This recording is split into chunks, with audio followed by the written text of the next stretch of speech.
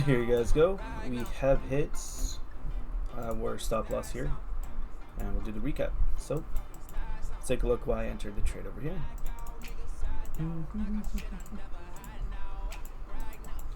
Okay, so as you guys can see, pre-market on Friday, big ass candle here.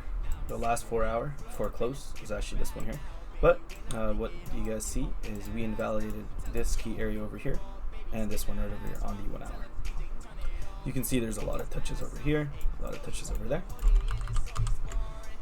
there. So market opens on Asia, and then what am I expecting now is on this, it looked like we wanted to break out, but we're actually breaking on the downside now, and we may honestly target these draws right here, right? But what happened is I saw this, we had huge volume going up, and then the last 3 minutes it completely reversed on us. Okay, so on 1 minute, what do? I look for a very, very strong retracement right over here, just on the 60% fib, and I also had a 5 minute gap and a 1 minute gap. Okay, so the idea was, okay, we have broken this structure over here, and then we had a breakout. After the breakout, what I was expecting for the market is, because it gave us confluence on the upside, right, the 1 minute FVG and the 5 minute FVG entrance, I placed a trade here, stops below the 2 for protection, and we were targeting our draws going higher on this 15 minutes order block. Why? Because we've had a change in narrative. Everything looked bullish at this point. Okay, so yeah, that's the trade. I mean, we did lose a trade, unfortunate, but hey, come back stronger. Peace out, guys. All right, guys, just to end off the day, and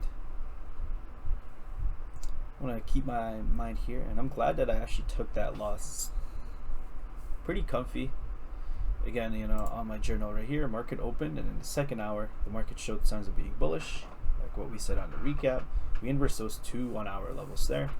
On top of that, on the 15 minutes, when you scale down, there is an order block that I was starting for my draw on the bullish narrative, and also on the 5 minute and 1 minute, we initially respected, so you guys can see over here.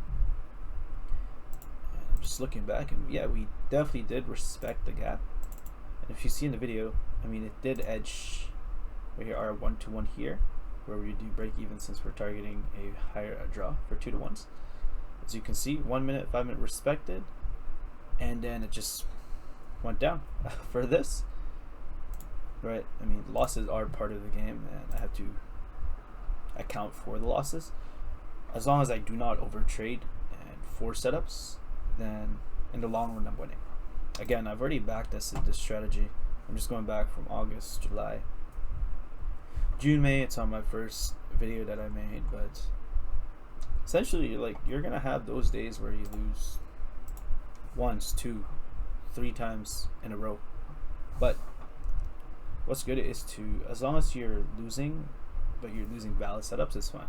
But when you start taking stupid trades, stupid setups, and then you lose, now you're creating bad habits.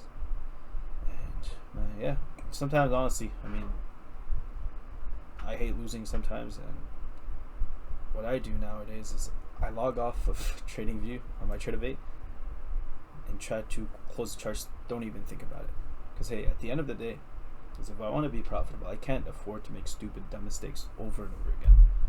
So how to avoid that? Get off the charts, don't trade, right?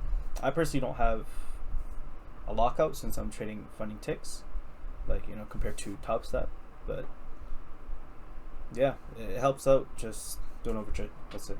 Anyways, we took a step back and probably just move 2 steps forward. That's how it goes.